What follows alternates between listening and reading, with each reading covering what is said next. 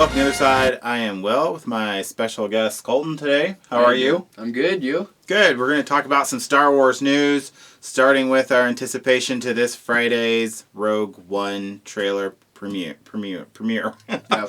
Starting with Rogue One trailer premiere, or that's supposed to reveal Darth Vader, which isn't really a surprise to me that Darth Right. Vader was in this movie, but a lot of people didn't know that. Well, Are you excited? yes, because it's James Earl Jones. He came back for Rebels. Mm-hmm. He's the original voice of Vader. The fact he's still alive is crazy. Right. And the fact he's still acting and doing voice acting for Star Wars is crazy. So I'm excited for it. At the same time, what they could do with the character in the film is limited, I feel. But because it has to be the same character we meet at the beginning of Episode 4. Yeah, but what they did in Star Wars Rebels, I wouldn't be surprised to see that in Rogue One. I mean, in Star Wars Rebels, if you've not watched this series on on Disney XD, it's a really great series. It takes place before Episode 4, the rebellion's coming together, and Darth Vader played a huge part in Season 2. Yeah. And I would love to see him in Rogue One. I'd love to see Darth Vader in some combat, flying combat, not just slicing people up and choking them, because we get a taste of that, in Episode 4, is like this big bad villain who walks on this starship and whoops everyone's ass, is also a badass pilot, That's what I liked about Vader Down. When him and Luke fly right at each other and just shoot each other down. Yes. Yeah, the Darth Vader comics. So I'm looking forward to the trailer. It'd be really cool to see Darth Vader finally, his presence in this movie will be very cool. It's scarier because it's not his son he's fighting, so he's just that ruthless guy. Like he's doing his job. The one that kills little children. Yeah. Lots of rumors for Star Wars Episode 8.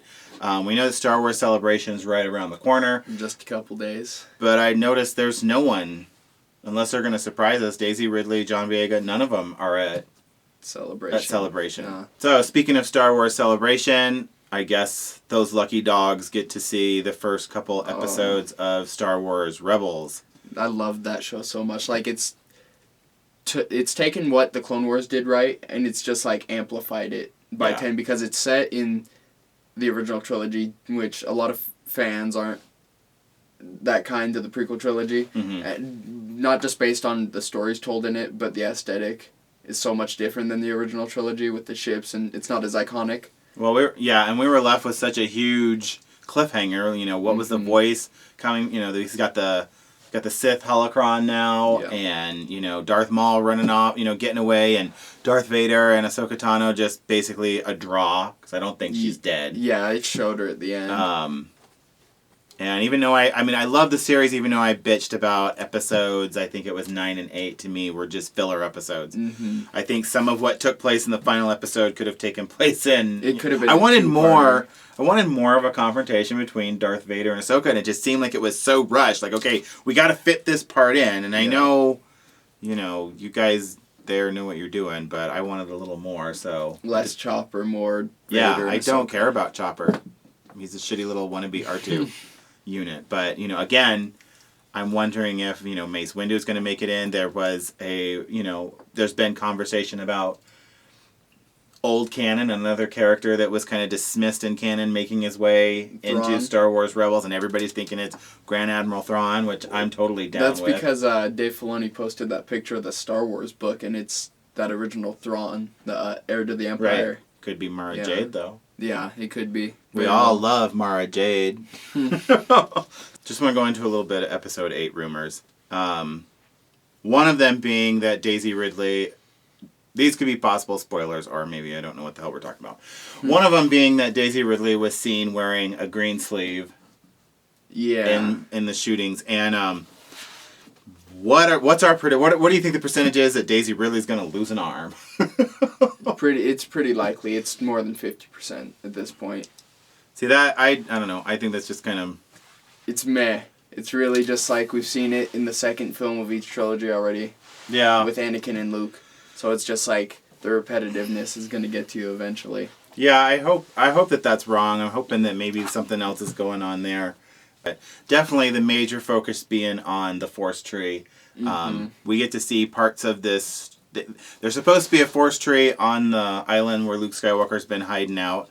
And this tree, there's been parts of it that were referred to in Shatter's Empire, the comic book series, where the Emperor had these limbs from a tree. Right, and Luke goes and retrieves it. So, going back to that, it gave a lot of authenticity to me that this tree does play a huge part, and supposedly this is where the Force, the Jedi, was born. Originated. And I posted a picture on our page of Mark Hamill reading a book, and it looked like that beard was a lot shorter, or it was gone. So, I tweeted Mark Hamill, and I'm like, you're still going to be in episode 9, right? The beard's not gone because you're gone, right? I'm wondering... There's just so many episode 8 rumors. I'm wondering if he's going clean-shaved Luke, or he is going to die, because there was another tweet he sent out, and I don't know if you saw that, where he said after episode 8 he's out of work. So... I hope he was just being funny. Yeah. You can't kill Han Solo in episode 7 in Han Solo, or in Luke Skywalker in episode 8. Right. That would be too much. I couldn't... You're just killing my childhood. E3 just took place, a couple weeks ago. They didn't really show any new Star Wars stuff. I'm still getting over my butt hurt over Battlefront. But they showed the trailer that showed they're working on several different games. Visceral Games. Yes. The guys who make Dead Space. They're making a game that looked pretty cool from the little tidbit they had. So I am super excited about Star Wars video games, and I am hoping that we are going to get to go back to like a Jedi Academy style type game. Definitely. Right now I'm just so hooked on I'm still playing Far Cry Primal, and it would be fun to have a Star Wars game in that, like a Skyrim style Star Wars game. I want that. I don't want the online universe. Bullshit that doesn't seem to work that well. Right. It's very much a balance of things, and like Battlefront, for what it is, their first attempt, it's not the worst game ever. It's not my favorite game, and it's definitely not my favorite Star Wars game. The game's freaking beautiful. It just needed something more of a campaign, I believe, for... Like, if you're trying to play the game now, trying to go into the Tatooine levels, it's hard to find a game. Yeah. You can go to Bespin, you can find games in there, but... Matchmaking is, like, severed because of people playing the DLCs, and, like, I don't like how the DLCs are separated from the main game. Yeah, like, I don't you have to either. play in playlists. So, needless to say, I won't be popping another season pass for the next game that they'll sucker me into buying. Moving on to books, Life Debt is just released. And I was not a big fan of Aftermath at all. Right. But I'm willing to give Chuck one more chance. Aftermath is just so fragmented, because it cuts from, like, the main chapters are about Snap Wexley's mom, obviously, and Wedge. But it cuts away to smaller tidbits of story, like the Mandalorian armor on Tatooine, and like Vader's lightsaber, the Alkalites trying to buy it, and it's like, it doesn't feel like a cohesive story to me. It was very fragmented. Yeah, that and the way it was marketed for me, I was expecting a lot more reveals in the book, and then come to find out this novel, which I can never stop talking about, Lost Stars by Claudia Gray. It had all sorts of great information, at least leading up to that Battle of Jakku. Yeah. So, but I definitely will be picking it up and start reading it, and then we'll do a review on Life Debt when we finish that book. Yep. The comic book series, if you've not been keeping up on the Darth Vader comics, you should be, because they're still freaking awesome. I've fallen a little behind on the Star Wars comics. I'm up, I think, on issue 19. The last one, 20, was 20 or 21, I think it's 20, was another throwback to Obi-Wan on his time during Tatooine, so I love those stories a lot when it cuts away. So do I. And I really hope that there's a Obi-Wan Kenobi standalone movie. I'm not as excited for Han Solo as I would have been an Obi-Wan. I think they'll do good.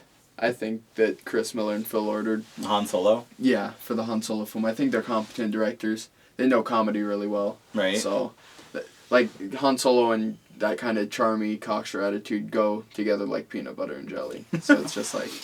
So they just released Han Solo comics. I just picked up issue number 2. I'm really looking forward to digging in that one. We have the Poe comic book series, which I know you've read. I have not. I've got them, but I haven't read them yet. What do you think of the Poe comics? I liked the beginning, and then issue 3 kind of took a nosedive for me a little bit, but 4 picks it back up. We're reintroduced modern day to the Hutts, and the Hutts, Oh. yeah. So it's like the Hutts are still there, even though from like Bloodline they're criminal. Like underground scheme kind of fell flat after Jabba died and everything during Return of the Jedi, but it's really interesting that these characters are still in the universe and that they're still playing like their own roles. Now, did you read the Force Awakens comic? That I did. See, I was slightly disappointed in it. Yeah. It's like the movie in fast forward, and I was That's all I'm saying. I was kind of hoping for the novel. The artwork is really good. I like all the artwork in the Star Wars comics have been really good. Even Chewbacca, although I didn't like Chewbacca. But the story is just like, it's not anything Chewbacca different, was so it's definitely like, the weakest series. It's It all not hinged anything on this different. little girl that I didn't really care about. No. and Chewie roaring and grunting. Right.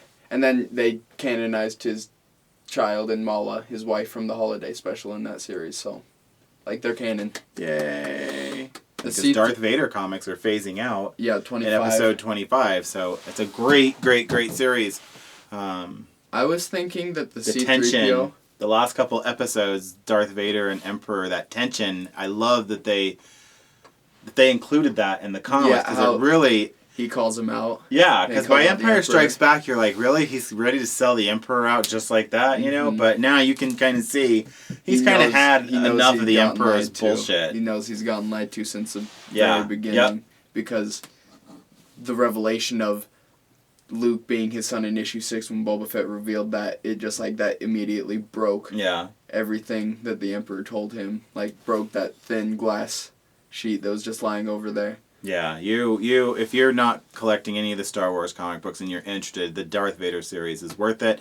It's only going to be 25 issues and they'll be done with that series, which really bums me out, but they may want to save more stories for video games or maybe a Definitely. standalone Darth Vader movie. Who knows what they'll do. Definitely. As long as I don't get the guy who voices Chad Vader, who does it for Battlefront for Vader, I'll be fine Right. with it. Like, if they replace James Earl Jones, I'm fine with that because he's a lot older now. But Yeah, I don't know who they could yeah. replace. It's got such an iconic voice. Obviously, we've seen the Emperor can be replaced. His Yeah, voice. Sam Witwer. Yes, he does such a He's great awesome. job. I want to talk a little bit more about Star Wars Celebration because I have a huge pet peeve. This is like going to be my bitch session. Between Star Wars Celebration and San Diego Comic-Con, there are so many Star Wars Hasbro toys and things that are going to be exclusives for Celebration and Star Wars, and it's so frustrating because I think that they totally dropped the ball. We did an episode a few months back, even before the Force Awakens action figures came out. And we were thinking about all this different stuff that's going to be released, and it was this is the most frustrating action figure line I ever saw. You've got characters that never made it in the movie. You've got spaceships and shuttles that never even made it in the movie. And now some things that you might want to see, they're going to be exclusive for San Diego, exclusive for Star Wars Celebration. And if you want them, you're just going to pay an arm and a nut on eBay to get them. I mean, I'm still waiting for a Luke Skywalker action figure. And Walmart must have just given up, because I never find shit at Toys R Us. Walmart just must... Constable Zuvio or PC. Yeah, 4CL. it's just the same one. The last set, every one of them, I had to buy them online. That's really frustrating. Now, maybe the value of your action figure is going to be worth a lot more later because you're not going to have the overflow that you had with, Clone Wars figures and Phantom Menace figures, but it's like, give me a break. Right. Yeah, well, the one that's really got me frustrated is the Obi-Wan 6-inch action figure that's going to be exclusive, I think, for Star Wars Celebration. That's got me bummed out because that looks like a great figure and he's got all the little doodads, and so I'm going to end up paying a whole bunch of money for that one on eBay because when they ship the regular figure, he's not going to come with the table and all the stuff. It's just going to be the figure. Yeah. Kylo Ren without the helmet looks really cool too, and with Vader's helmet, the burnt helmet, that's really cool. The Comic-Con exclusive one figure, but it's like $40, I think. Yeah. Just it is by itself, and it's like it's exclusive, but it's not like plastic isn't that expensive. Yeah, there's several. There's a C3PO figure. There's a Captain Phasma, and from the armor, I thought it looked like it was shining like C3PO. I could be wrong, and it could be the same crappy plastic they've used. That's how the Bandai model kit was. It was like the chrome like C-3PO. It looked really good. Mace Windu not being dead. I don't know.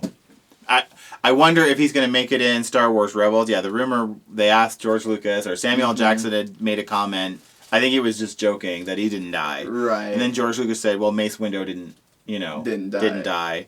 So I'm thinking that he's going to be in Star Wars Rebels. Right. And then he'll die. Great time to be a Star Wars fan, whether it's comic books, video games, movies. Get ready for the trailer coming out this Friday for Rogue One.